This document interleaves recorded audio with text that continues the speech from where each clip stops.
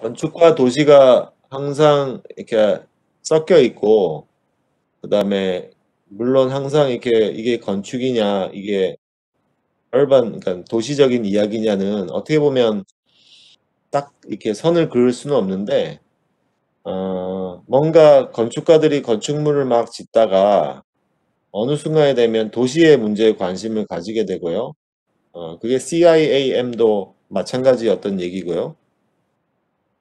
그 자체가 이제 이 뉴 얼바니즘, 팀 10, 뭐 이런 건축가들이 뭔가 그런 제안들을 하게 되는 그런 얘기입니다. 그게 윅 3가 되고 이제 네 번째 윅 4에 가면 포스트 모더니즘이라고 해서 혹시 들어봤어요?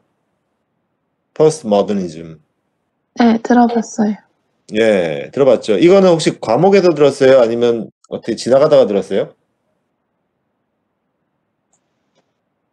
과목에서도 나오고 지나가면서도 많이 들렸습니다. 포스트 모더니즘. 포스트의 뜻이 뭐죠? 뭐뭐의 이후라는 뜻으로 알고 그렇죠. 있어요. 예. 뭐 훌륭합니다. 포스트 반대가 뭐예요? 프리 포스트 해가지고 뭐뭐의 전, 프리, 그다음에 뭐뭐의 이후, 포스트 이런 단어를 쓰는데 말 그대로 모더니즘 이후예요.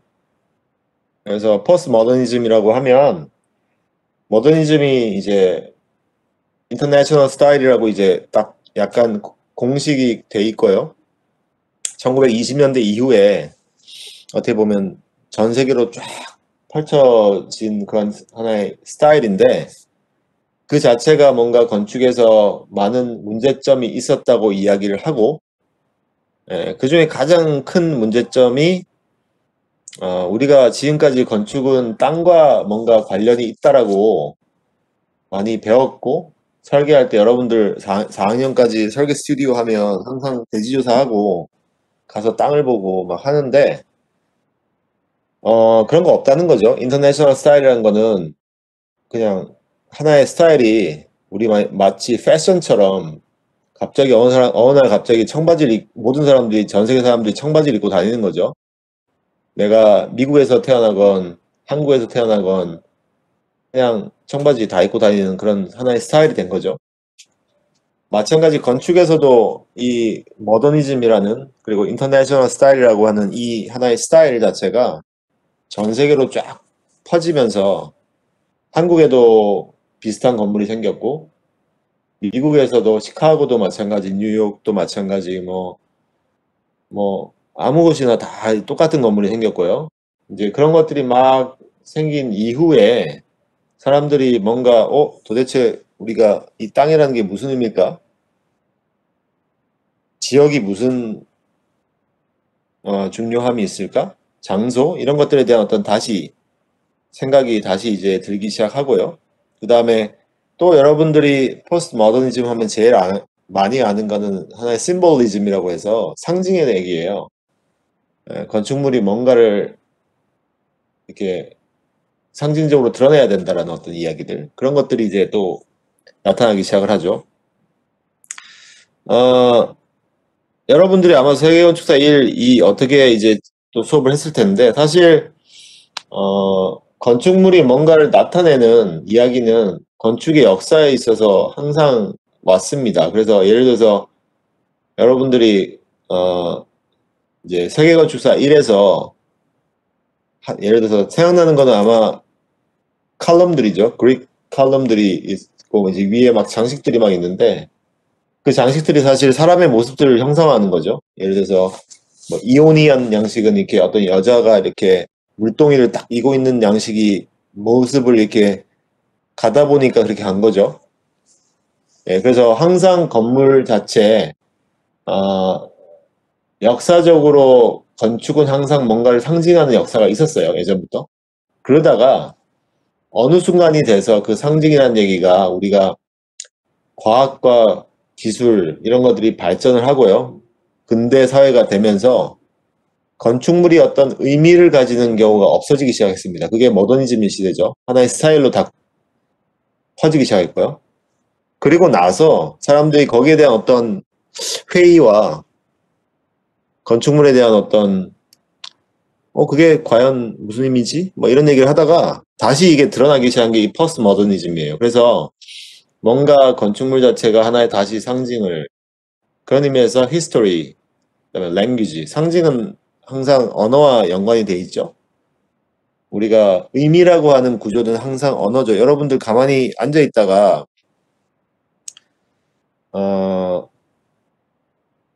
언어 없이는 생각 못 하죠. 혹시 여기서 언어 없이 생각할 수 있는 사람이 있어요? 여러분들이 뭔가를 이렇게 상상을 하려고 할 때 잘 생각해 보시면 언어가 항상 개입이 됩니다. 그래서 언어가 없이는 아무런 생각이 일어나지 않는다라는 얘기도 있습니다. 그래서 어쨌든 그런 구조가 이 포스트 모더니즘이라는 하나의 1960년대, 70년대, 뭐 지역마다 80년대까지 유행했던 이런 포스트 모더니즘을 이렇게 규정하는 단어입니다. 그래서 history, language, and place 해가지고 제가 이 세 단어를 중요하다고 말씀을 드릴 거고요. 그 다음에 week 5가 되면 new technology in architecture 해가지고 이제 또 다른 어떤 기술들이, 굳이 이제 테크놀로지라고 하는 단어를 기술이라고 이제 번역을 하면 건축에서의 뉴 테크놀로지에 대한 이야기. 여러분들이 아마 뭐 하이테크 건축 이런 거 혹시 들어봤어요? 옛날에? 혹시 뭐 이렇게 파리에 있는 뽕피두 뭐 이런 거 혹시 들어보거나 아마 사진으로 본 경험이 있으면, 그런 것들이 이제 어떻게 보면 기술이 상당히 또 발전을 하면서 만들어지는 건축들이죠. 그래서 어떤 뭐 대규모의 공간들과 뭐 기둥이 없는 거대한 무주 공간, 뭐 하여튼 이런 것들이 이제 건축에서 다시 나타나는 이런 것들이 또 하나의 경향이 되겠고요. 그리고 윅 6가 되면 이제 해체라고 하는 디컨스트럭티비즘. 뭐 들어봤죠? 해체는 혹시 이거는 처음 듣는 거 아니죠? 처음 듣나요? 들어본 적 있습니다. 예, 해체해서 디컨스트럭티비즘 해서 이 당시에 뭐 자크 데리다라는 이제 프랑스의 아주 유명한 철학자가 또 이 디컨스트럭티비즘, 이거는 사실은 언어에서 나옵니다. 그래서 소시르 뭐 이런, 어떻게 보면 이 건축에서 시작되는 게 아니라 이제 우리의 언어, 문학 이런 데서의 어떤 경향이 이제 건축에 넘어오면서 이제 나오기 시작하는 그런 모습이고요. 80년대 이후죠. 그 다음에 윅 6가 되면 이제 리저널리즘 해가지고 다시 이제 지역에 대한 고민들. 케스 프램톤이라는, 아직도 콜롬비아에서 아주 계시는 이 프램톤이라는 사람이 이제 이 단어를 처음 썼고요. 그분이 쓴 critical 이제 regionalism이라는 어떤 단어가 있고, 그러면서 이제 어떤 지역에 대한 다시 한 번의 생각이 건축에서 이제 돌기 시작을 합니다. 그래서 어떻게 보면 이제 윅 5가 되면 이제 중간이 될 거고요. 그래서 요 전까지는 제가 이제 요런 순서로 쭉 진행을 하고, 그 다음에 이제 9으로 가면 이제 이때부터는 조금 더 건축가와 그 건축가들이 이야기하는 아키텍처럴 티어리를 좀 얘기하려고 해요. 그래서 첫 번째는 아도 로시라는 아주 유명한, 혹시 아도 로시라는 건축가 들어본 적 있어요? 여러분들? 있어요? 저는 들어본 적 있습니다. 예. 그래서 아주, 예, 여러분들이 꼭 알고 나가야 되는 아도 로시라는 건축가에 대해서, 이제 이 사람이 여러 가지 책도 썼고요. 그다음에 건물도 지었고, 뭐 이 사람에 대해서 이제 제가 한번 얘기를 하고, 그다음 윅 10이 되면 이 다음에 이제 그러니까 피터 아이젠만, 그다음에 리차드 마이어, 그다음 프랭크 게리라는 이제 여기서 두 명이 더 들어가면 뉴욕 5라고 해서 과스민 시겔, 그다음에 또 한 명이 지금 이제 여기는 안 나왔지만 또 이렇게 여러분들이 이 사람은 들어볼 수도 있고 아닐 수도 있는데, 건물을 거의 안 지은 사람이 하나 더 있어요. 근데 다만 이 사람은 제가 지금 포함을 시킬지 아닐지는 조금 예, 고민 중인데 어쨌든 이 뉴욕 5라는 사람에 대해서 조금 얘기를 할까 합니다. 그래서 이 뉴욕 5는 여러분들이 알겠지만 이 뉴욕을 베이스로 일했던 미국 건축가들이에요. 그래서 피터 아이젠만 아직 살아 있고요. 리차드 마이어도 살아 계시고 프랭크 게리 다 살아 계시고 과스민 시겔도 지금 아직 사무실 하고 계시고 그다음에 제일 마지막에 이 헤이덕이라는 존 헤이덕이라는 사람은 돌아가셨어요. 그래서 이 존 헤이덕 이분을 제외하는 나머지들은 다 건축가들 좀 오래 살죠. 그래서 다 살아 계시고 이분들이 이제 그 당시에 했던 것들을 좀 여러분들이랑 나눌까 하고 그다음 윅 11 되면 이제 조금 더 이분들보다는 나이가 조금 젊고 현재도 좀 더 왕성하게 이제 위에 계신 분들은 살아는 계시는데 사실은 아직 활동은 이제 거의 안 하시는 것 같고 세대가 넘어가요.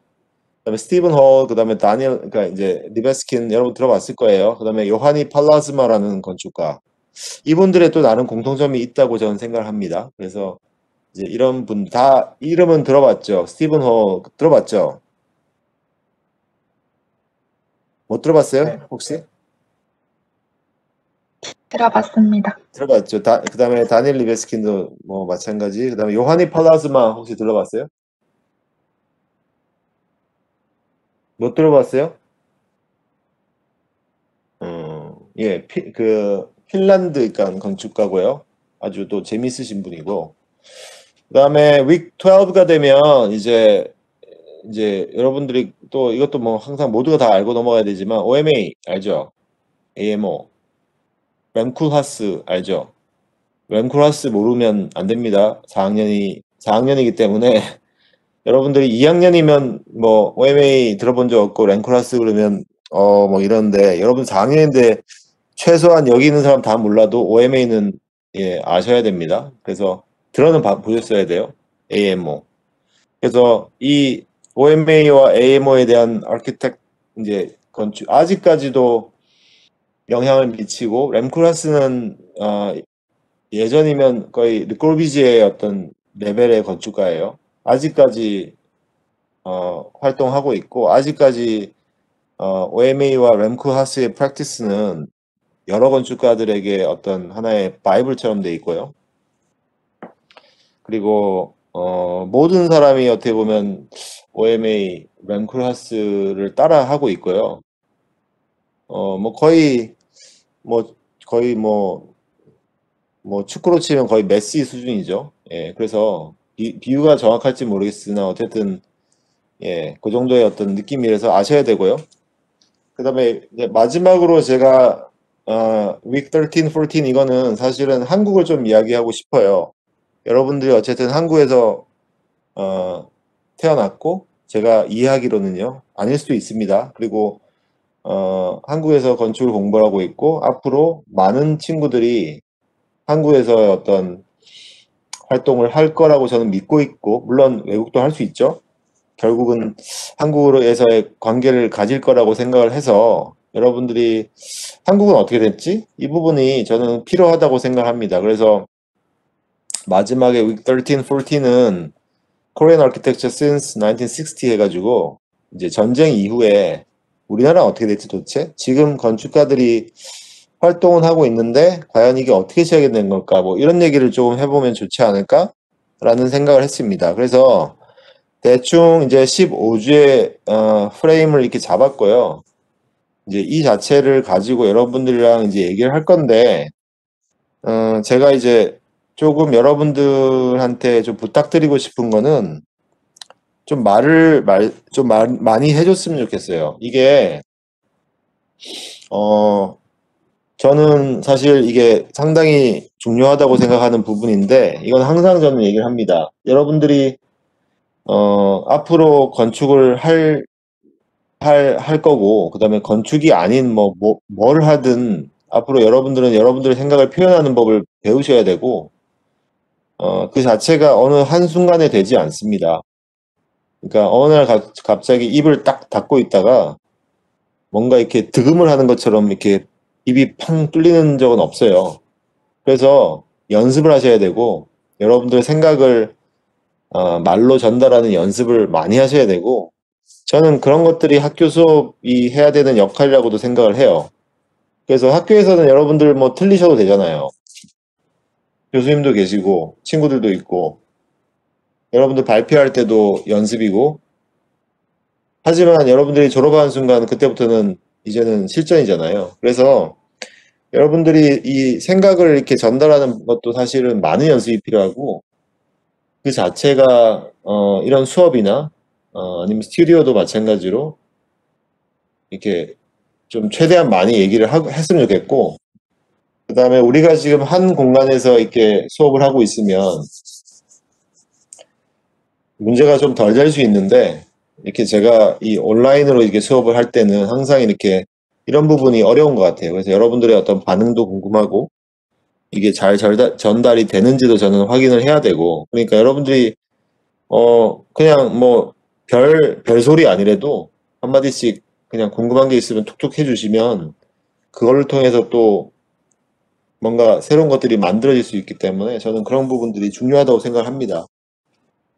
혹시 제가 이제 윅 1부터 15까지 뭐 지금 이렇게 설명한 부분 중에서 혹시 여러분들 이해 안 되시는 부분이라든지 아니면 제가 말씀드린 근대에 대해서 조금 궁금하신 부분 뭐 이런 게 있으면 혹시 좀 얘기 좀 해줄래요? 제가 그걸 한번 조정을 해볼게요.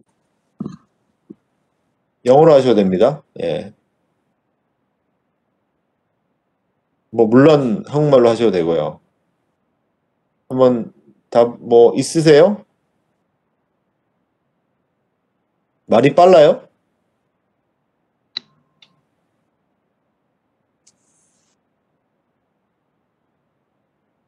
지금까지 저 혼자 떠들었나요? 아무것도 안 들렸어요? 아니요, 잘 들립니다. 예, 어려워요? 아니요, 좋아요. 뭔가 이상한 거 있어요? 좀 제가 이렇게 설명드린 것 중에 좀 이해가 앞으로 계속 하겠지만, 아까 CIAM 이제 뭐 안 배웠다고 해서 그 부분은 제가 한번 추가해보고, 혹시 그러면 제가 조금만 더 한번 가볼게요. 가보고 여러분들이 어느 정도인지 이제 감을 잡아야 돼서 한번 가보면서 해볼게요. 그러니까 보시고, 그래서 몇 가지 이제 제가 이제 나중에 설명을 드릴 텐데, 이제 여기 보면 이제 제일 첫 번째가 이제 이 두 단어입니다. 두 단어. 이 두 단어만 확실히 이해하시면 여러분들 그냥 나가셔도 돼요. 이 모던이라는 단어랑 그다음에 contemporary 이것만 이해하시면 사실은 다 끝나요. 모든 역사는 이걸로 다 끝납니다.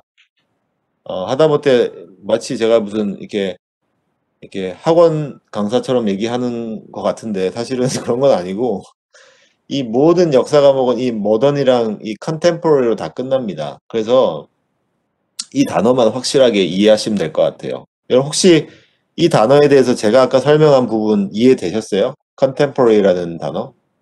이거는 되게 상대적이죠. 컨템포러리. 예, 동시대. 제가 2000년대 살면 뭐 2000년대 부근이 컨템포러리고 1970년대 사람이면 1970년대가 컨템포러리겠죠. 예. 근데 모던은 뭐예요?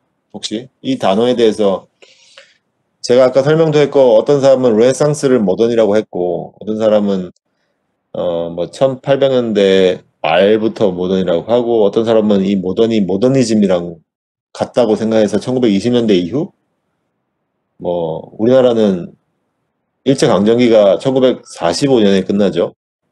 그러면 일제강점기가 모던인가요? 아니면 이후에 전쟁이 일어나서 막 없어지고 다시 생기고 1960, 70년대도 모던이죠.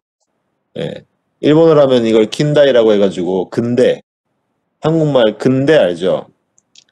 예. 일본말로 하면 그 긴다이라고 해서 일본 사람들이 만든 단어예요. 그러니까 어떻게 보면 이 모던이라는 단어만 확실히 이해하면 되는데 제가 앞으로 이 단어에 대해서는 많이 설명을 드릴 건데 첫 번째 제가 여러분들 이해시키고 싶은 부분은 모던은 뭔가 이렇게 바뀌는 거예요. 그래서 모던의 반대가 contemporary라고 하면 좀 애매한데 사실 모던의 확실한 반대는 tradition이라는 단어가 있어요. 전통.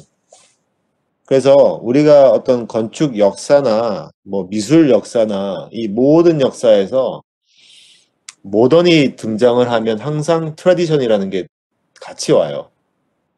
그래서 그 트래디션을 넘어서서 뭔가 새롭게 시작이 되는 걸 우리는 모던이라고 합니다. 그거를 여러분들이 이해만 하시면 제가 지금까지 설명드린 르네상스도 모던이 될 수 있죠. 그 이전에 어떤 사회와 구조가 확 바뀌면서 사람들이 조금 바뀌었죠. 아마 세계건축사 1을 기억하시는 제가 가르치지는 않았지만 배웠던 친구들을 생각해 보면 르네상스라는 게 상당히 중요하죠. 그리고 그 이전에는 정말 이렇게 중세 막 신중심의 어떤 시대, 그렇죠? 모든 게 다 이렇게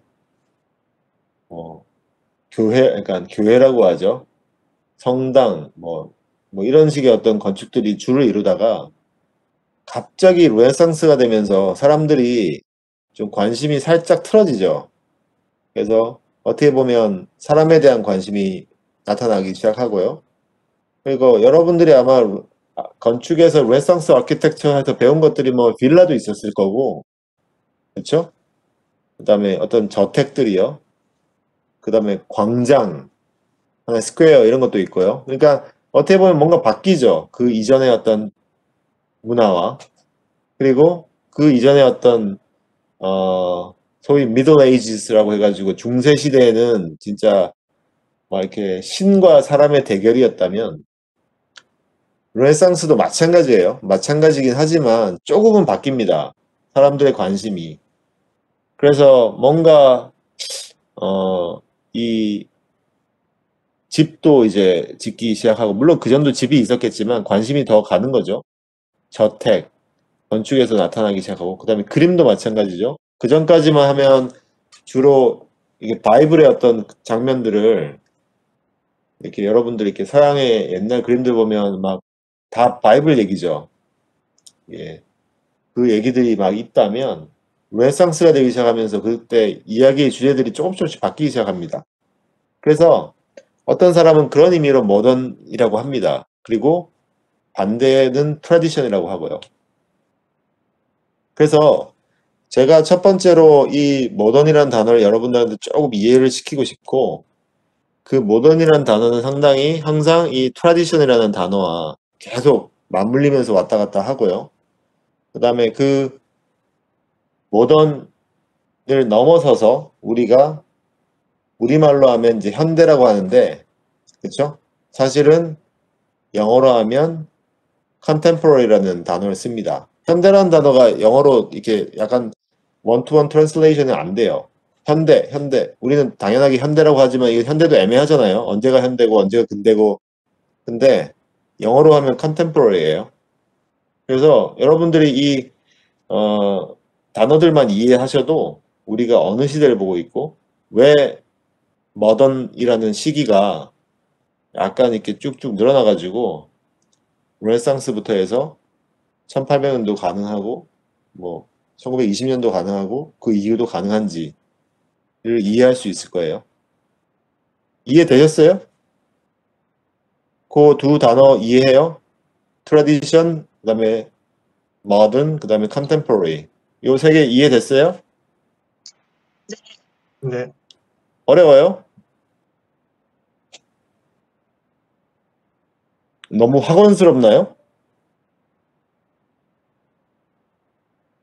어려운 거 있으면 바로 얘기를 해주세요. 그러면 제가 다시 한번 설명을 해드릴게요.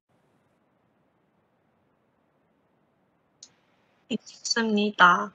괜찮아요? 이 정도면 영어 수업 같죠? 아니에요? 좀 더 써볼까요? 그러면 영어를? 영어 수업 같습니다. 지금 딱 좋습니다. 아무튼 예. 그래서 이제 몇 가지 제가 슬라이드 좀 보여드릴게요.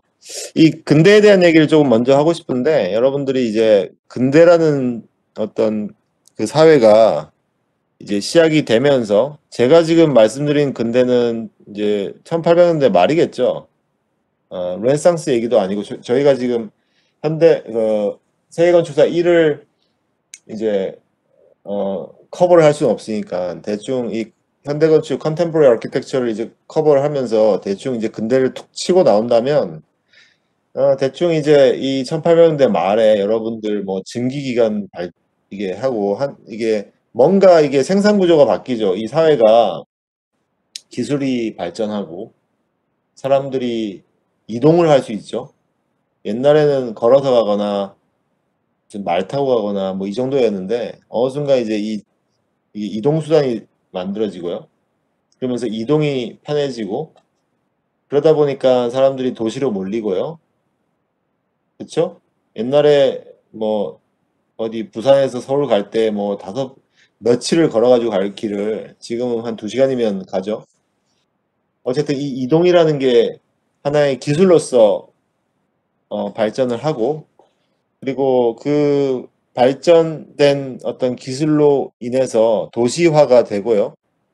그러면서 그 도시에 사람이 모이겠죠. 그리고 모이다 보니까 이 사람들이 일자리가 필요하고 그 다음에 그 많은 사람을 위해서 생산 구조가 바뀌겠죠. 그래서 항상 이 건축은 여러분들이 이해하듯이 이렇게 제가 말씀드린 것처럼 항상 이게 사회적인 그 변화와 기술의 발전과 항상 관계를 가질 수밖에 없습니다.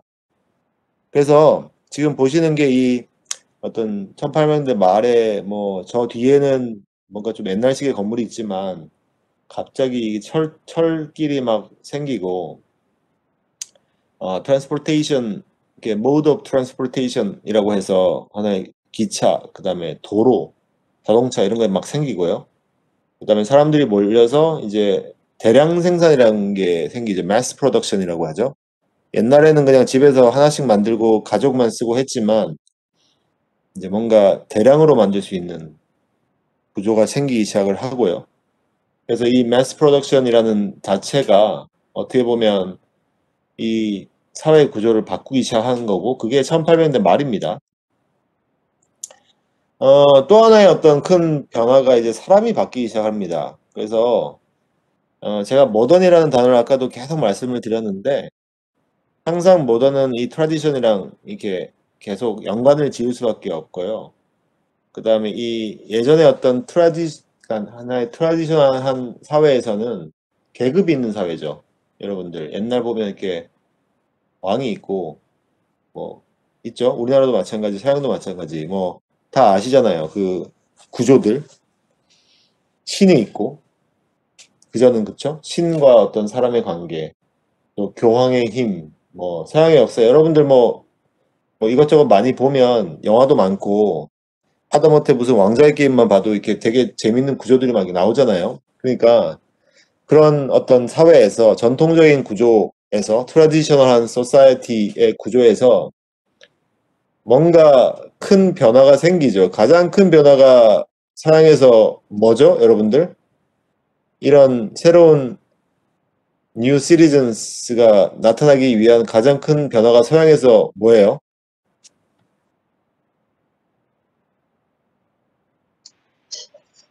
노예 해방인가요? 노예 해방. 그거는 미국의 케이스겠네요. 예. 유럽의 케이스는 뭐예요? 프랑스 혁명. 예, 맞습니다. 누구예요? 프랑스 혁명? 저 1학번 임선. 누구? 임희서입니다. 예. 제가 이 질문했을 때 바로 프랑스 혁명이 나오는 경우가 거의 없었는데 여기도 처음 나오네요, 진짜. 예. 프렌치 레볼루션이라 그래서 1780년대에 알죠? 여러분 다 알죠? 옛날에 배웠나요? 프랑스 혁명. 아주 그러니까 전 세계 구조를 바꾼 첫 번째 시민 혁명이죠. 예. 그래서 1778년 뭐 대충 그 정도인 것 같아요. 왔다 갔다 제가 항상 이 연도를 이제 70년대 70 몇 년 뭐 78년인가 하여튼 뭐 그런데 갑자기 루이의 어떤 알죠? 루이라는 왕 알죠? 예, 태양왕 루이 뭐 이렇게 들어봤죠? 프랑스에. 어떤 절대 왕정 국가 있던 프랑스에서 갑자기 시민들이 일어나서 뒤집죠. 그래서 그 루이의 부인이라고 하는 그 유명한 마리 앙뚜아네트를 이렇게 단두대에 올려가지고 처형하죠. 맞죠? 예. 그러면서 여러분들 막 갑자기 고등학교 때 저 때와 달랐겠지만 뭐 이런 세계사 뭐 이런 걸 배우면 그 다음에 이제 갑자기 뭐 바스티유 감옥을 습격하고 뭐 이런 거 혹시 기억나요? 네. 예. 뭐 이런 이야기들이 이제 프랑스 시민이 처음 태어나게 되는, 그리고 내가 아무 이름이 없던 그냥 뭐 피지배층에서 어느 순간 갑자기 시리즌이 되는 거예요. 시민. 이 나라의 주인이 되기 시작합니다. 그 전까지 그 나라의 주인은 루이죠. 예. 루이가 원하는 대로 다 하고 살던 시대였는데, 아니면 몇몇의 그 귀족, 여러분들 영화 보면 항상 이렇게 파티하고 뭐 베르사유라는 뭐 이런, 혹시 넷플릭스 보는 친구들 있으면 거기 이렇게 시리즈 있어요. 넷플릭스에 그 베르사유 막 보면 거기서 맨날 이렇게 놀고 막 하는 그런 사람들이 이렇게 그 사회의 주인이었다가 어느 순간 갑자기, 예, 시민들이 일어나가지고 이제 처형을 하고, 예, 단두대에 머리를 자르고 시민이 갑자기 뿅 튀어납니다. 그게 그런 의미에서 인류의 어떤 새로운 계급 구조를 바꿨고요. 그런 의미에서, 예, 근대죠. 근대 시대가 시작이 됩니다. 그래서 우리 건축에서는 뭐 이렇게 르네상스를 근대로 보기도 하고, 뭐 1800년대 말에 뭐 이렇게 산업혁명 뭐 이런 걸 근대로 보기도 하지만, 프랑스 혁명의 역사에서 보면 프랑스의 역사에서의 근대는 프렌치 레볼루션이에요. 전통에서 새로운 시대가 넘어갑니다. 예, 그래서 그 시점을 이제 근대가 되고요. 어쨌든 그 이후에 이제 새로운 시민들이 막 나타나기 시작해서 여러분들이 지금 보는 것처럼 이렇게 화가들이 이런 그림들을 그리기 시작해요.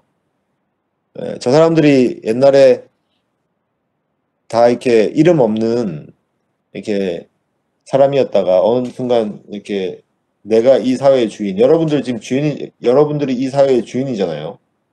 투표도 하고, 그렇죠? 여러분들 하고 싶은 대로 할 수 있잖아요. 뭐 이렇게 떠나면 떠날 수 있고, 내가 이 사회의 주인처럼 행동하잖아요. 그렇죠? 마찬가지로 그 전까지는 안 그랬잖아요. 여러분들이 어떤 좋은 환경에 태어났으면 그냥 나는 잘 되지만, 뭔가 이렇게 좋지 않은 환경에 태어나면 그 자체가 평생을 따라다니는 하나의 굴레처럼 되는 거죠. 예, 그래서 이 프렌치 레볼루션 자체가 하나의 상당히 큰, 예, 프랑스의 큰 역사가 되고요. 그 다음에 이런 지금 이 그림처럼 그 당시에 새로운 뉴 시리즌이라는, 예, 시민들이 태어나고요. 이 사람들은 자기 이제 이름이 있는 거죠. 여러분들 이름이 있듯이. 그리고 이 사람들이 이제 뭔가 일을 하기 시작을 하고요. 여가를 즐기기 시작을 하고, 옛날에는 아침에 일하면 일하고, 밥 먹고 또 일하고, 밥 먹고 또 일하고, 자고 했을 테겠지만, 이제 나는 이제 여가도 즐기고, 그다음에 옛날에 교육도 못 받았을 거 아니에요. 일만 하면 되니까. 교육도 받고, 뭐 뭔가 이렇게 내 삶을 내가 원하는 방식으로 여러분들처럼 끌고 갈 수 있는 거죠. 예, 그래서 그런 의미에서 이제 근대가 이렇게 시작을 하는 겁니다. 지금 위에 있는 그림 누가 그린 거 혹시 아는 친구 있어요? 한번 찍어보세요. 누가 그렸는지. 예? 피카소라고 그러지는 않을 것 같아서 한번 물어보는 거예요. 르누아르. 아, 비슷합니다. 예, 그런 분위기죠. 혹시 또 다른 의견 있어요?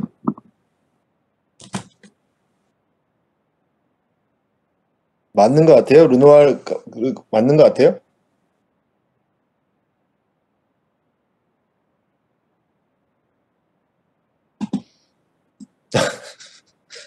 다들 뭔가 이렇게 너무 어려운 질문을 제가 지금 하나요, 계속?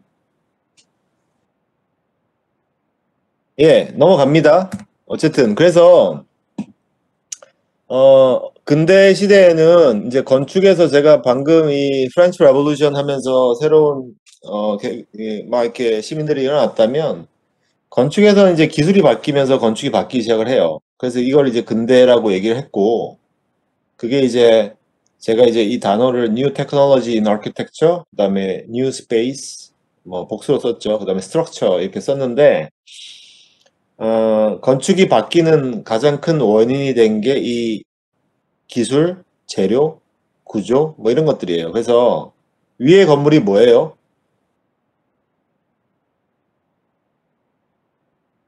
본 적 없어요? 수중궁이요? 수영궁. 예. 봤어요? 사진으로만. 아, 옛날에 수업에 나왔어요, 얘가? 네.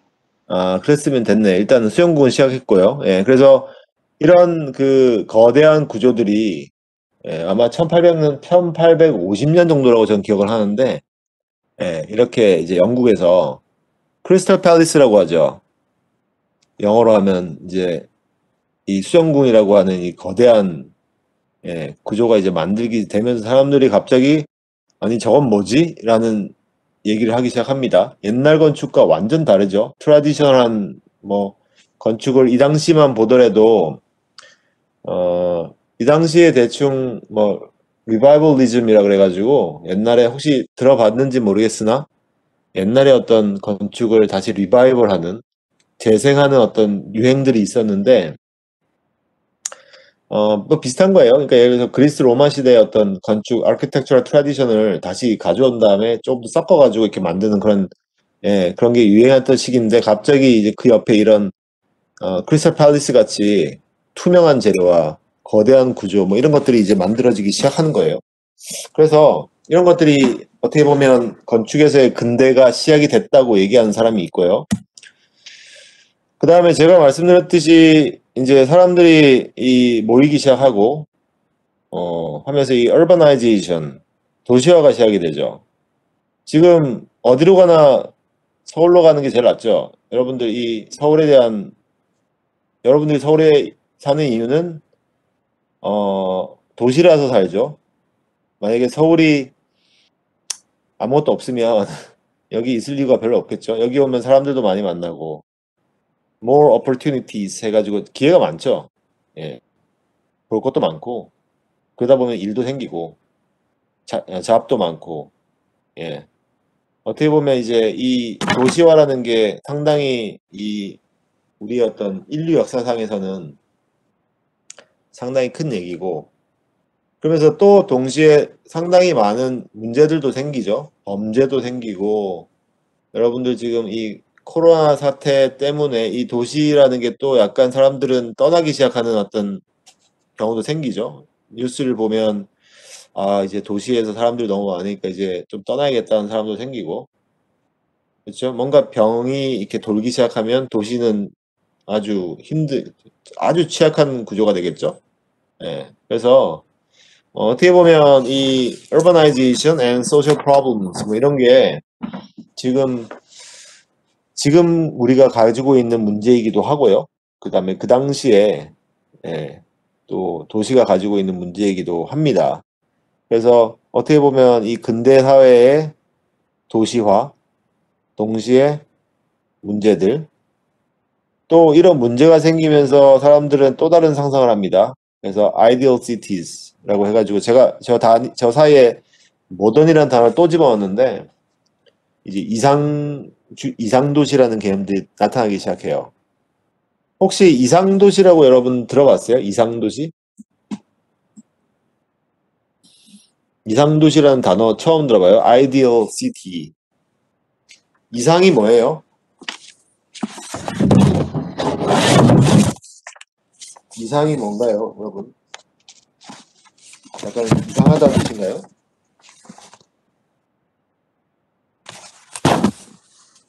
아이디어 시티 혹시 설명해 줄 수 있는 친구 있어요?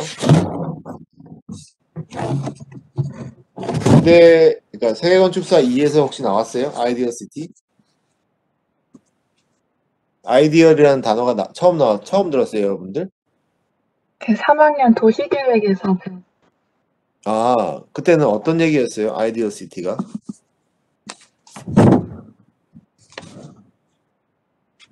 뭔가 기하학적으로 그 그리드 설계라든지 네. 원형이라든지 이렇게 만든다는 아, 알겠습니다.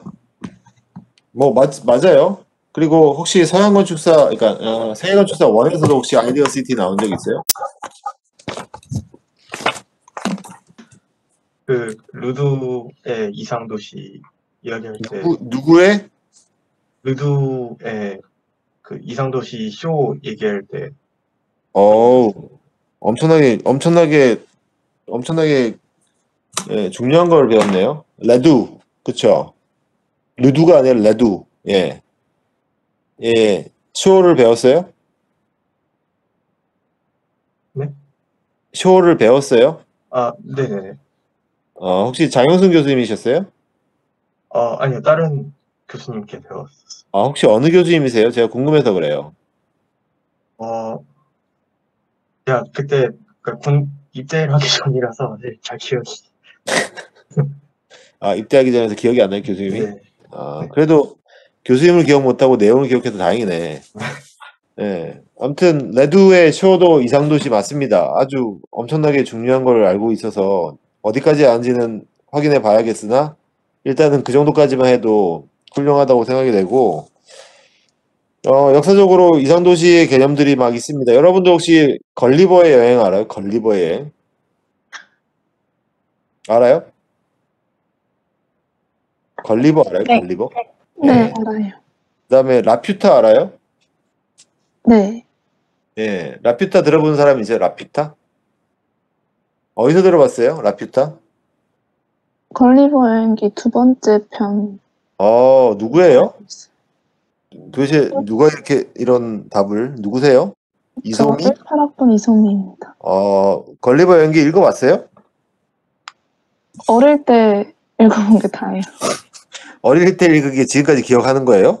라퓨타를? 어릴 때 앞에 부분만 나오고 이제 뒤에는 따로 다른 책에서 지나가는 얘기로 나오는 거 기억나요. 그럼 라퓨타를 조금 묘사해 줄 수 있어요? 어떻게 생긴 게 라퓨타예요? 하늘에 그 되게 커다란 대지가 둥 떠 있어서 그 위에 성이 있는 형태로 알고 있습니다. 훌륭하네요, 진짜.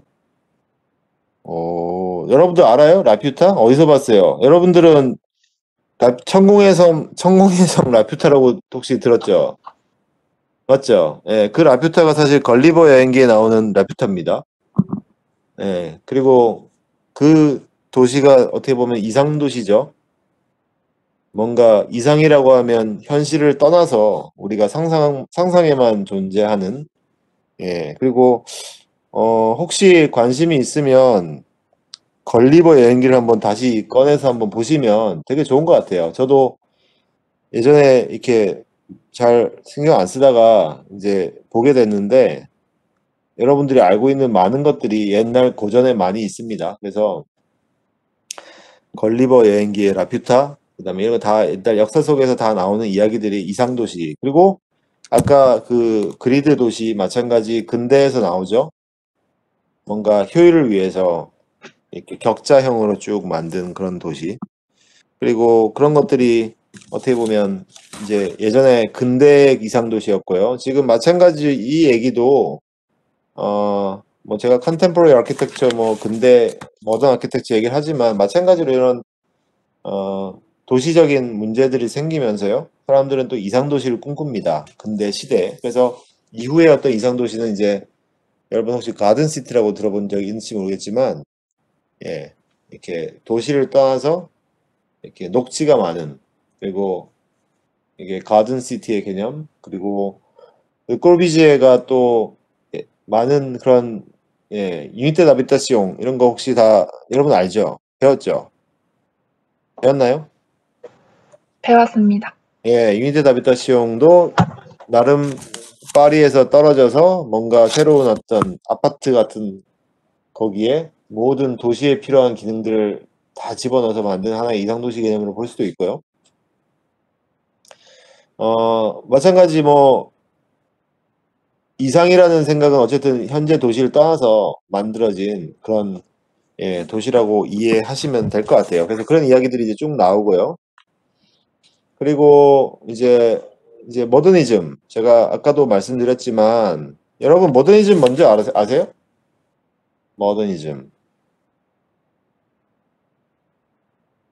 모더니즘이 뭐예요?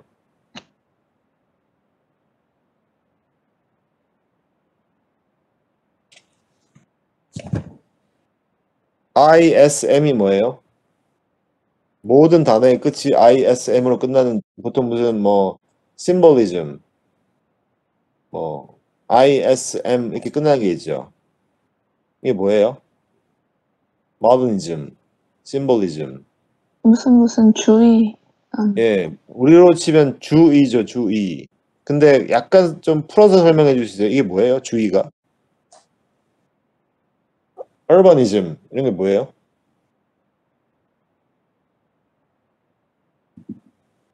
특정한 사상이나 방향을 추구하는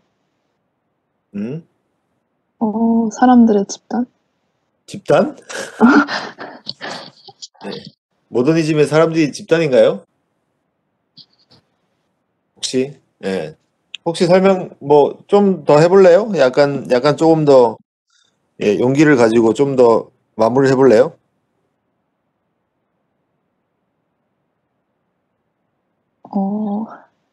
사상의 집단? 사상의 집단. 많이 가까워졌습니다.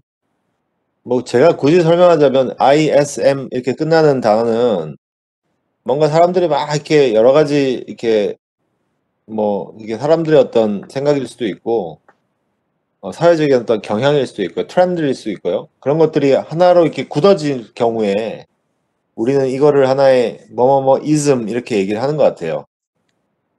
그래서 이게 어느 기간을 통해서 약간의 시간이 필요하죠. 이게 하루 이렇게 딱 한다고 이게 이즘이 되진 않죠. 약간의 어떤 시간적인 뭐 한 10년 예를 들어서요. 뭐 한 20년 정도의 기간 정도의 하나의 트렌드가 건축에서의 모더니즘이면 건축에서 어떤 만드는 트렌드가 이렇게 쫙 비슷비슷한 경향들이 막 나타나면서 좀 굳어졌을 때 그거를 포스트 모더니즘 아니면 모더니즘 뭐 이렇게 이즘으로 끝내죠. 그렇게 설명하면 대충 이해가 되나요? 돼요? 네. 예. 그래서 이 모더니즘이라는 거는 그 당시에 어떤 그런 비슷비슷한 어떤 트렌드가 굳어져 가지고 만든 건축의 형태를 이제 건축에서의 모더니즘이라고 하고 이 모더니즘은 건축뿐만이 아니라 모더니즘 문학도 있죠. 그쵸? 들어봤어요? 모더니즘 문학. 못 들어봤어요? 처음 들어봤어요? 혹시?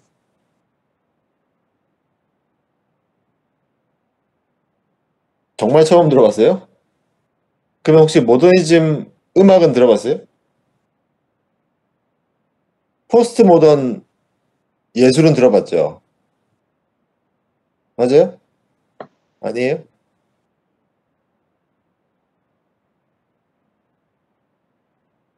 마찬가지로 지금 보시는 이런 뒤에 제가 보이는 건축 건물들이 대충 비슷하게 저런 하얀색 벽과 콘크리트와 네모난 어떤 모습, 쭉쭉 찌어진 창문, 뭐 대충 뭐 필로티도 있고 뭐 이런 걸 이제 모더니즘 건축이라고 하죠. 많은 건축가들이 이 당시에 대충 저렇게 비슷비슷하게 졌죠. 약간의 차이는 있겠지만 그래도 좀 공통적인 예, 하나의 스타일이 만들어지고요. 그걸 모더니즘 건축이라고 하고 그게 가능했던 게 콘크리트라는 재료의 발견, 그 다음에 뭔가 이 창문, 유리, 뭐 대량 생산, 뭐 이런 것들도 생기고요. 그런 게 되면서 비슷비슷한 건물들이 막 나옵니다. 그리고 이게 전 세계적으로 쫙 퍼졌을 때 이걸 인터내셔널 스타일이라고 하는 거죠. 예.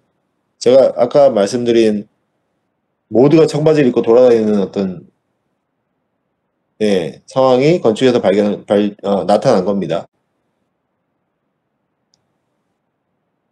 그 다음에 또 우리가 알아야 할 단어가 이 모더니즘에서 제가 좀 쓴 단어가 이 rational이라는 단어, 그 다음에 functional city, 그 다음에 new utopia 이렇게 해가지고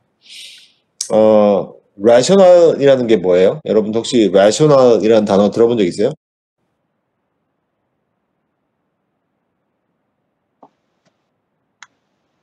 ration이 뭐예요? 이상입니다.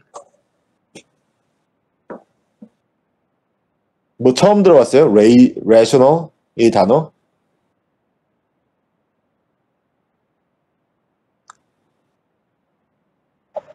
이상적인, 이상적인, 이성적인. 이성적인, 그쵸? 또 합리적인, 뭐 이런 단어로 되죠? 여러분들 아마 지금 수업 중에도 쉽게 검색할 수 있을 거라고 생각이 되는데, 합리라는 생각이죠? 합리. 근데 우리가 합리라고 하면 무슨 뜻이에요? 합리적이다. 이 사람이 합리적이다. 어떻게 이해해야 돼요?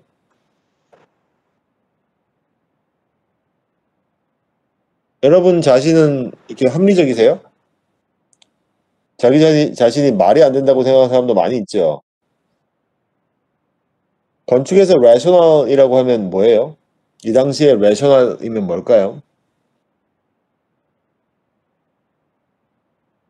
그러면 그 다음 단어 functional이라는 단어는 이해돼요? 기능주의, 뭐 기능, 뭐 이런 얘기죠. 이 당시에 사람들이 기능에 대해서 관심을 가지기 시작을 했죠. 맞아요? 네. 그럼 여러분들이 기능적이면 합리적이에요? 여러분들한테는? 내가 갑자기 TV 리모컨을 딱 눌렀는데 갑자기 TV가 딱 켜지면 이거는 합리적이에요?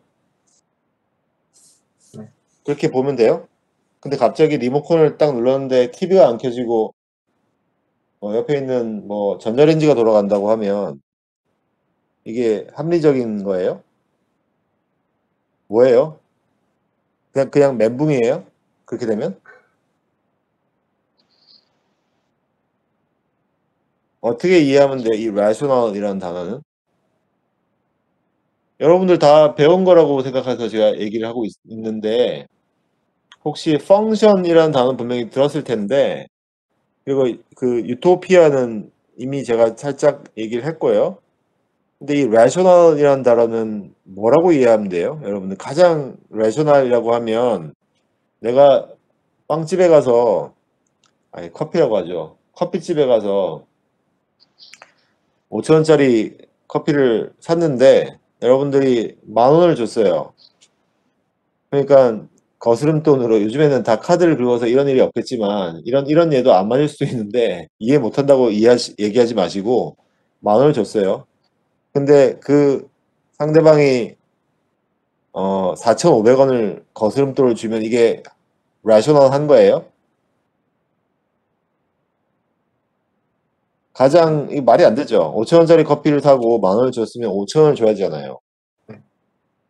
근데 그 사람이 4,500을 주면 저 사람은 합리적이지 않은 사람인가요?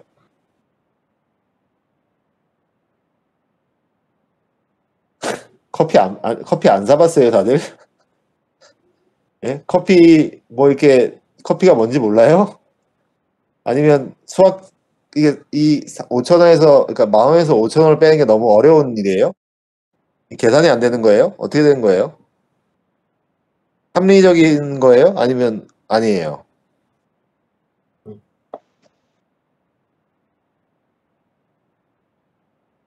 다른 예를 줄까요? 무슨 빵으로 해볼까요?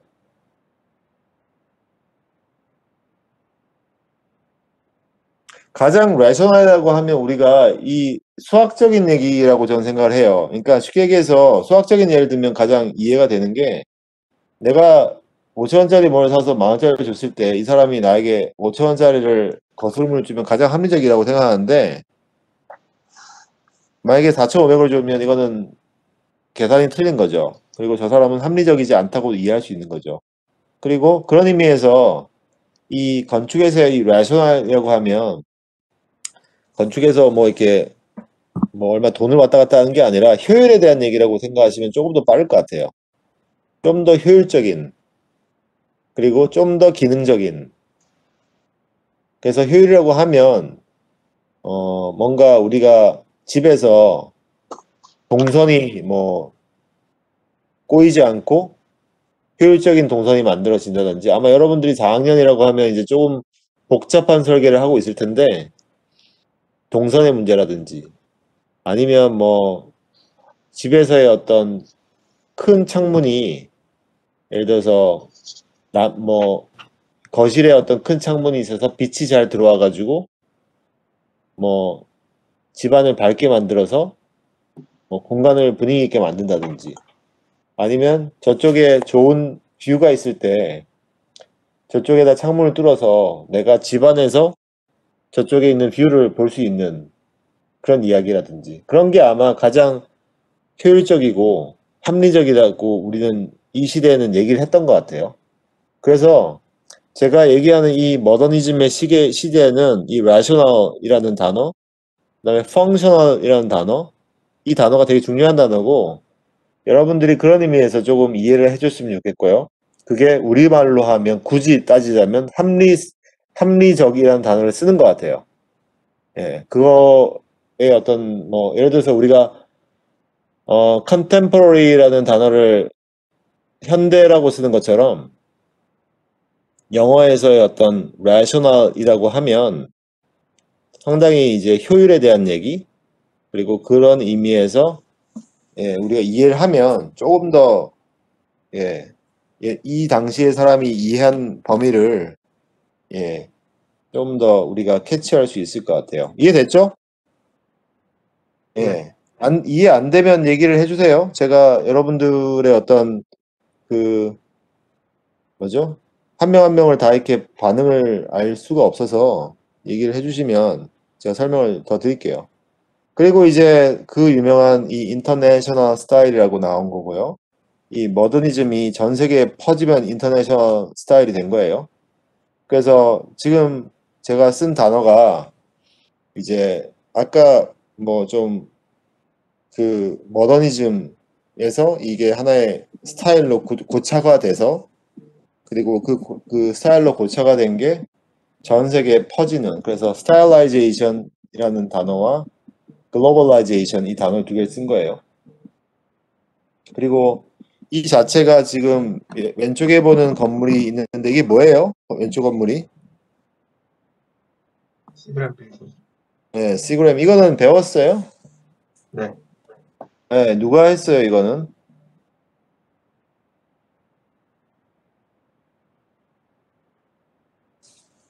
누가 했어요? 미스가 있습니다. 미스가 했어요? 네. 예. 그렇죠. 미스 반데로라는 건축가가 했는데, 사실은 또 이 스토리도 깁니다. 예. 필리스 람버트라는 사람이 이제 어떻게 보면 메인 아키텍트로 일을 했고, 미스는 이제 전체를 슈퍼바이즈 했을 거예요. 예. 어쨌든 그런 스토리가 있고, 그 옆에 거는 뭐예요?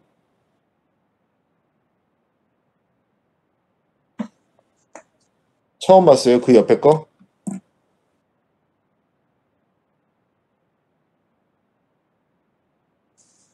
3일 빌딩. 3일 빌딩. 맞습니다. 예. 누가 했어요? 건축. 누구요? 누가 했다고요? 김중업 김중업. 건축가. 네. 예, 김중업이 했죠? 네. 예. 이거 있어요, 지금?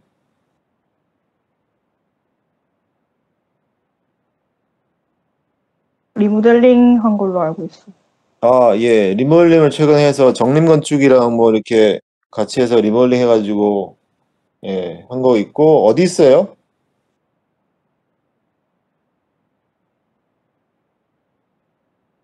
안국역 쪽에 있었던 것 같은데. 청계천 옆에 좀 더 가까운 것 같아요. 예. 잠깐만. 아까 안국역이라고 한 친구가 누구예요? 잠깐만. 제가 이게 다 보이지가 않아서. 김시현 의원. 아, 예. 안국역보다는 청계천에 더 가까운 것 같아요. 그리고 지금도 네. 있고, 옆에 건물이랑 비슷하게 생기지 않았어요? 네. 예. 이 건물에 대한 얘기도 많이 있는데, 이제 많은 사람들이 저 미스의 건축과 많은 유사성을 얘기를 했고, 그 다음에 우리나라 어떻게 보면 저 당시에 1970년에 완공이 된 거고요. 그 다음에, 저 당시에 어떤 기술로 저렇게 짓기가 힘들었는데, 이제 막 꾸역꾸역 지었어요, 저거를. 지어가지고, 커튼홀 구조. 예, 커튼홀 구조로 돼 있고, 커튼홀 뭔지 알죠? 커튼 월 혹시 알아요? 여러분들 처음 들어봤어요? 아니요, 알아요. 예, 알죠? 네. 예, 넘어갑니다. 커튼월.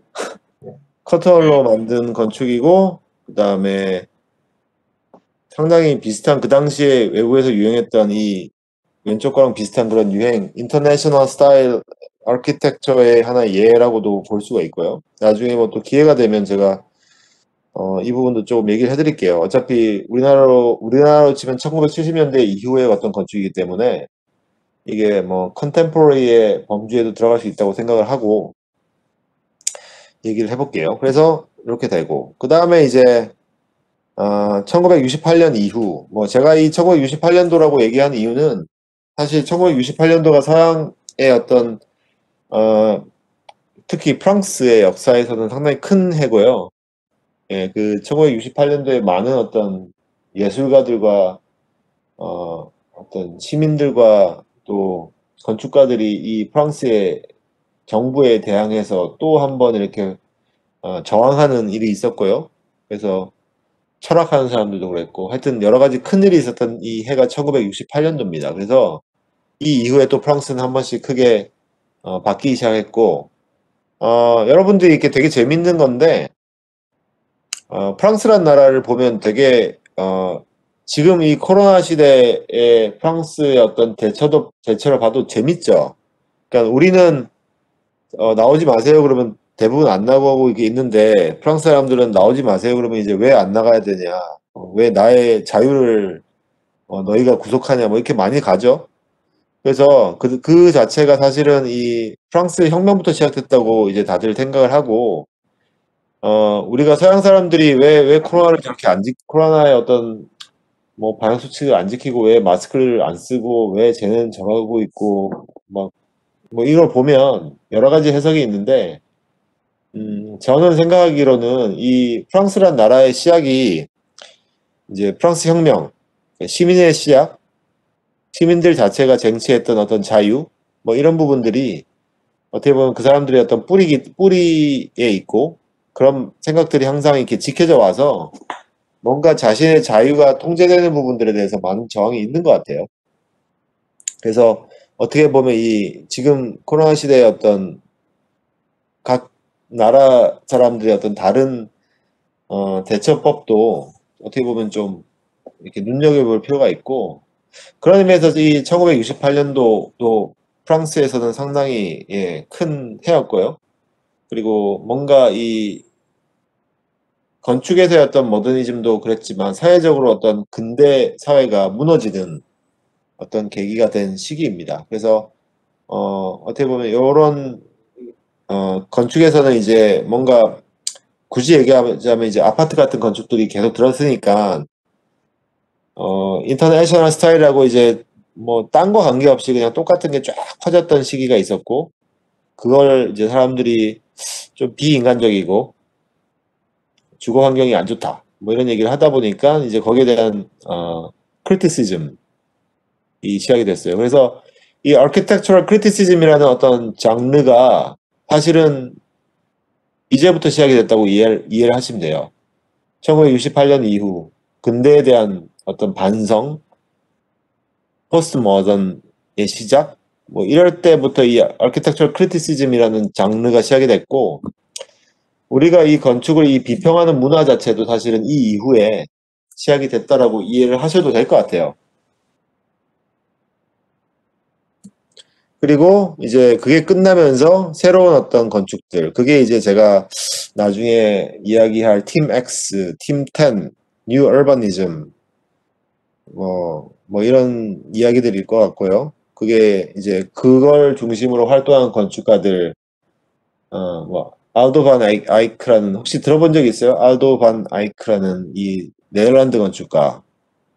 어떻게 보면 이 람쿠하스라는 네덜란드 아저씨가 사실은 그렇게 네덜란드라는 나라에서 건축이 발전할 수 있었던 이유 자체도 아마 이 알도 반 아이크라는 CIAM이라는, 뭐 나중에 혹시 제가 이제 기회가 되면 이야기하겠지만 거기에 대한 어떤 저항, 그리고 새로운 사회, 모더니즘에 대한 저항, 뭐 이런 것들이 시작이 돼서 이 알도반 아이크라는 사람이 상당히 또 실험적인 이야기들을 많이 했고, 그런 풍토에서 이 우리가 소위 네덜란드 건축을 이해하는 것도 또 맞다고 생각을 합니다.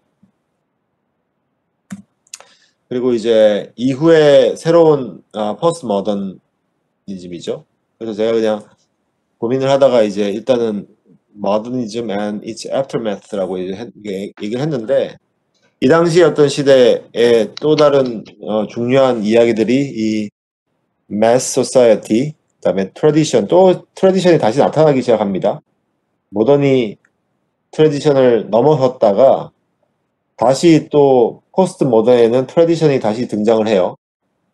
그리고 장소의 중요성, place, 뭐 아니면 또 제가 여기 써놨죠. 언어, 건축이 다시 의미를 가지게 되고, 그 의미는 언어와 분명히 관계가 돼 있죠. 그리고 심볼리즘, 상징, 뭐 이런 식의 어떤 이야기들이 포스트 모더니즘 건축의 가장 주를 이루는 이야기라고 이해하면 될 것 같고요. 그리고 또 마찬가지로 지금 여기서 보는 것처럼 이런 식의 건축들이 등장하죠. 이런 거 본 적 있죠? 여러분들 왔다 갔다 하다 보면 이렇게 무슨 예식장도 이런 게 있고, 뭔가 이렇게 롯데월드 가도 막 이렇게 돼 있고, 또 어떤 학교에 가면 학교 정문이 이렇게 돼 있는 학교도 있죠. 근데 사람들이 이런 건축을 지을 때 뭘 생각할까요? 왜 이런 모형이 갑자기 나타나기 시작하죠? 뒤에 건물들을 보면 그냥 반듯반듯한 그냥 효율적인 건축인데 갑자기 또 뭐 이렇게 옛날 건물들이 막 이상하게 들어서는 이유가 뭘까요? 누가 얘기해 볼 수 있겠어요? 혹시 왜 갑자기 이렇게 짓기 시작했을까요?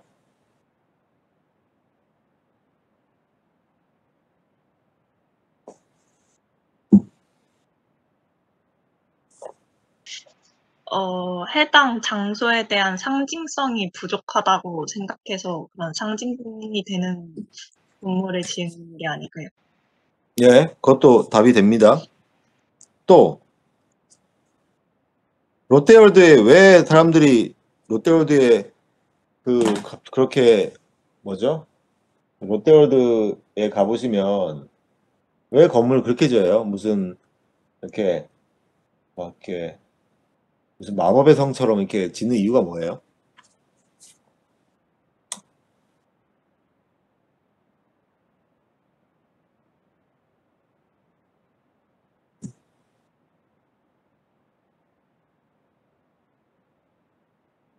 왜 롯데월드 아니면 왜 어떤 대학은 정문을 저렇게 지어요? 아니면 왜 여러분들이 왔다 갔다 하다 보면 예식장은 이렇게 마치 마법의 성처럼 이렇게 지어놓고 해요?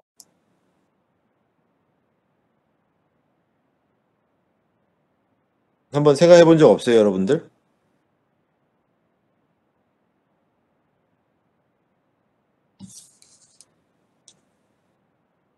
아직 결혼할 나이가 아니라서 생각 안 해봤어요? 네? 한번 생각을 해보면 의미죠, 의미. 그렇지 않아요? 뭔가 이렇게 내가 결혼을 정말 꿈 같은 결혼을 하고 싶으니까 사람들이 그런 궁전같이 뭐 이렇게 만들어 놓은 곳을 이렇게 해놓으면 마치 이렇게 결혼을 이렇게 꿈꾸는 것처럼 이렇게 한다라는 어떤 의미? 이런 게 아닐까요? 롯데월드에 막 이렇게 마법의 성 같은 게 막 들어있는 이유는 내가 이 복잡하고 정신없는 사회를 떠나서 저기 들어갔을 때는 마치 꿈나라에서 노는 것처럼 생각하니까 그렇게 옛날 같은 것들을 만들지 않았을까요? 그거는 의미죠, 의미. 건축이 의미를 가지기 시작을 하는 거죠. 여러분들이 왔다 갔다 하다가 보이는 건물들이 의미가 하나도 없죠, 다. 한데 그 사이에 껴있는 마법의 성 같은 예식장은 뭔가 좀 의미를 전달하죠. 이해가 돼요? 어떤 얘기인지? 예, 옛날에 그 세계건축사 1에서 배웠던 그 기둥들 보시면 그게 다 의미 전달 체계죠. 제가 이렇게 아까 예를 든 것처럼 맞나요? 건물이 의미를 전달했었죠, 옛날에는. 예, 그게 없어졌다가 다시 나타나는 겁니다. 예. 어쨌든 그런 이야기들이 이 70년대 이 포스트 모더니즘, 그 다음에 모더니즘의 어떤 반성 이후에 예, 나타나는 어떤 이야기들이고요. 그리고 이제 마지막으로 이제 가다 보면 포스트 모던이 끝났다고 하는 사람도 있고 이제 포스트 모던이 아직도 우리는 포스트 모던의 시대에 산다고 하는 사람이 있는데 그건 크게 중요하지 않고 어떤 시기가 지나고 나서 건축의 형태가 또다시 바뀌기 시작을 합니다.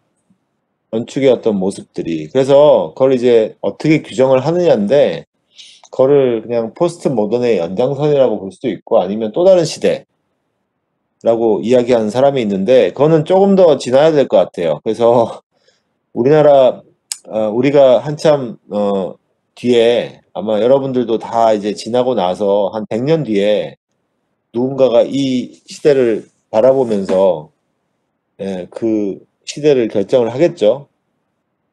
우리가 마치 르네상스를 결정을 하고 바로크를 결정을 했듯이 그래서 이제 그 새로운 건축이 나타난 건 사실이고요. 그래서 그 새로운 건축이 나타난 시대는 어떤 시대냐 했을 때 이제 우리가 많이 쓴 단어가 지금은 뭐 이렇게 뭐 AI 시대라고도 하기도 하지만 지금 저 당시만 해도 이제 다원화된 시대라고 하죠. 그래서 플루럴라이제이션이라는 단어를 제가 썼고 그 다음에 그때 이제 새로운 건축이 나타났고 어떤 학자가 이 슈퍼 모더니즘이라는 단어를 쓰기도 해요. 한스 이벨링이라는 사람이 있는데 그 시대를 이게 이제 슈퍼가 썼으면 이제 그 이상 없죠. 예, 그래서 모던, 포스트 모던 하니까 이제 그 다음에 생각해 보니까 이제 무슨 울트라 모던도 될 것 같은데 대충 그냥 슈퍼 모던을 쓴 거예요. 그래서 이 시대는 슈퍼 모더니즘 시대다. 그래서 어쨌든 그렇게 규정한 사람도 있습니다. 그래서 그 시대의 어떤 건축의 모습이 지금 우리가 여기 사진에 보듯이 맨 왼쪽 거는 뭐 대충 보면 알겠지만 리차드 마이어 건물이고요.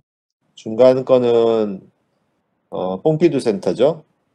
그리고 제일 오른쪽 거는 프랭크 게리가 프라하에 만든 뭐 굳이 얘기하자면 댄싱 타워라고는 얘기도 하는 춤추는 건물 뭐 이렇게 얘기도 하는데 어쨌든 건물이 좀 이상해지기 시작하죠.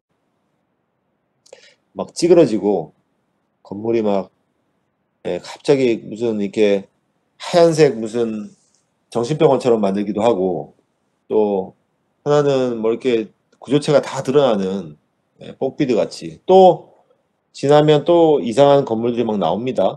그래서 재료를 좀 더 강조하는 건축도 나오고요. 위에 있는 중간께 여러분들 뭐 이렇게 알고 있는 이 헬셔트 뮤런의 건축이고요. 그 다음에 오른쪽은 뭐 OMA가 했던 도서관, 뭐 밑에는 일본의 그 세지마의 건축, 뭐 겐고쿠마, 그 다음에 제일 왼쪽에 아래에 있는 것들은 요코하마 터미널이죠.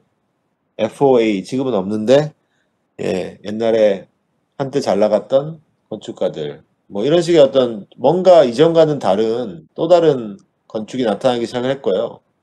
그래서 이 시대는 아직 규정이 안 됐지만 정말 다양한 건축들이 나오고 있고요. 그래서 이게 어떻게 보면 다원화된 시대라고 이해를 하고 있고 그런 의미에서 조금 여러분들이 이 시대를 슈퍼 모더니즘 아마 또 이걸 나중 지나면 이게 울트라가 될 수 있어요. 이건 정해진 게 아니기 때문에 뭐 좀 두고 보죠. 예. 그래서 이런 건축들이 이제 어떻게 보면 컨템포러리 아키텍처의 범주에 들어간다고 이해를 하고 있고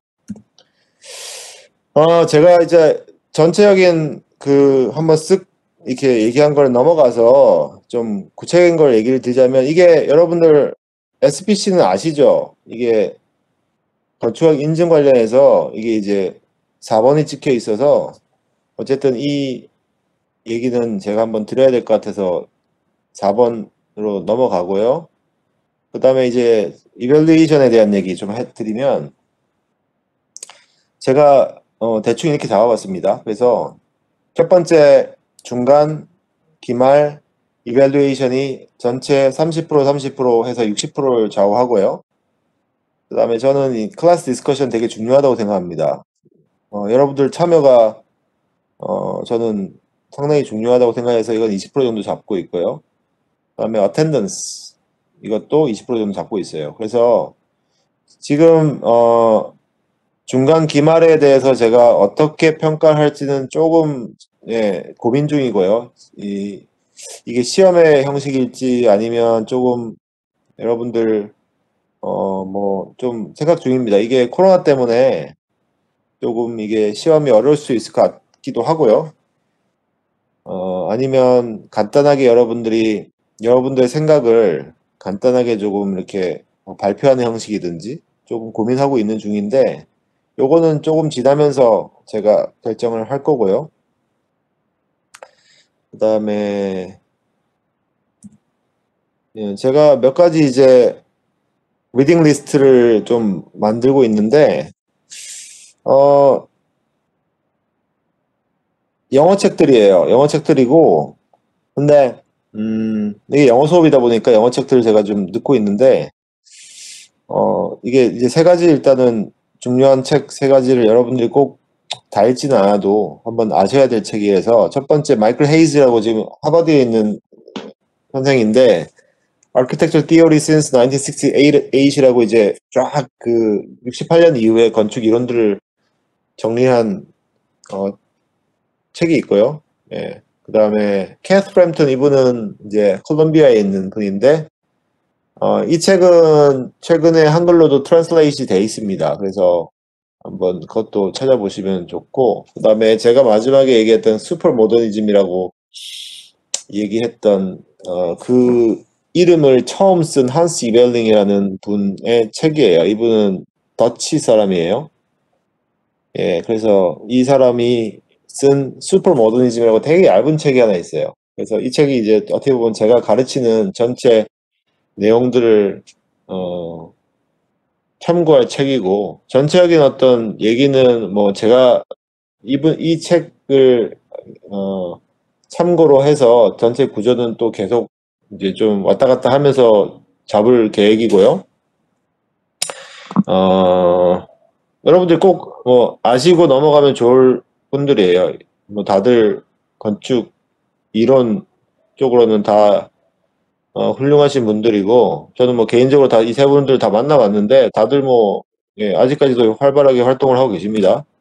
그리고 마지막에 이제 어떤 발표에 대해서 좀 생각을 하고 있는데 뭔가 제가 좀 이렇게 키워드를 좀 들여가지고 한번 해볼까 싶기도 해서 이런 키워드를 가지고 여러분들에게 좀 몇 가지를 던져드리고 꼭 알고 가시면 좋을 것 같은 건물들 드리고 이걸 가지고 좀 해보면 어떨까 이런 생각을 하고 있습니다. 제가 일단은 이까지 준비를 했는데 혹시 여러분들 질문이라든지 뭐 혹시 오늘은 지금 제가 거의 한 1시간 45분을 쭉 떠든 것 같은데 수업이 3시간이죠. 맞나요? 맞아요? 네. 보통 3시간 수업은 어떻게 진행을 많이 해요? 제가 홍익대학교에서는 지금 처음인데 중간에 쉬고 하나요? 아니면 그냥 쭉 하나요? 어떻게 많이 해요? 1시간씩 해요? 아니면 50분씩 하고 쉬어요? 어떻게 좋아요?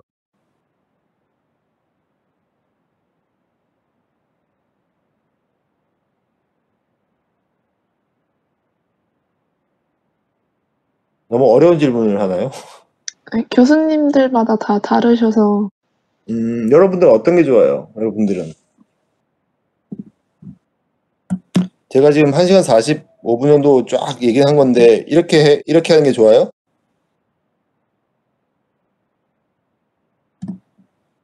한 시간마다 좀 끊어서 가는 것도 좋을 것 같습니다. 1시간마다 끊어서? 그럼 예를 들어서 50분 하고 뭐 10분 쉬고 50분 하고 10분 쉬고 이렇게요? 두 가지 옵션이 있는 것 같아요. 그렇게 하느냐 아니면 1시간 뭐 한 20분 하고 뭐 한 20분 쉬고 뭐 이렇게 하느냐 뭐 어느 게 나아요?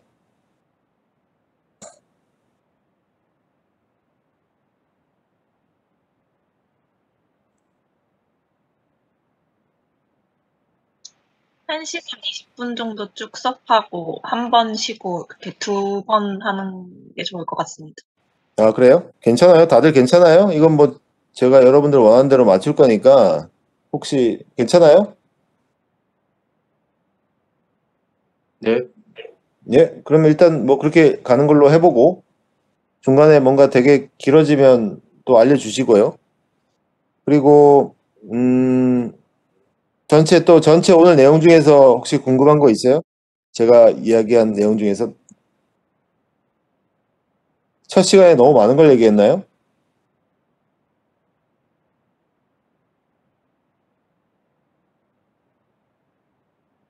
없어요? 어려웠어요?